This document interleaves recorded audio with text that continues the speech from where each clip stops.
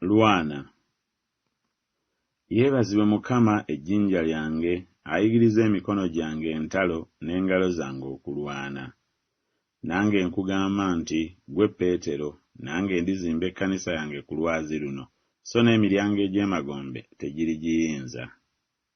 Naye Katonda yeebazibwe, atutwala bulijjo ng'abawangulwa mu Kristo. Atutwala bulijjo ng'abawangula mu Kristo, n'atubikkuza evvumbe ery'okumutegeera ye mu buli kifo.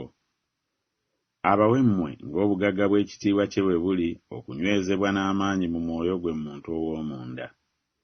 Lwananga okulwana okulungi okw'okukkiriza, nywezanga obulamu obutaggwaawo bwe wayitirwa, n'oyatula okwatula okulungi mu maaso g'abajulirwa abangi. Bonaaboneranga wamu nange ng'omulwanyi omulungi owa Kristo Yesu.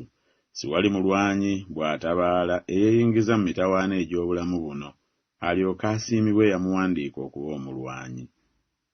Mbawandiikidde mmwe abakadde, kubanga mutegedde oyo eyabaawo okuva ku lubereberye. Mbawandiikidde mmwe abavubuka, kubanga mulina amaanyi, n'ekigambo kya Katonda kibeera mu mmwe, era muwangudde omubi. Abaagalwa, bwe nnali nga nfuba okubawandiikira ebyobulokozi bwaffe ffenna, nawalirizibwa okubawandiikira okubabuulirira okuwakaniranga ennyo okukkiriza abatukuvu kwe baaweebwa omulundi ogumu.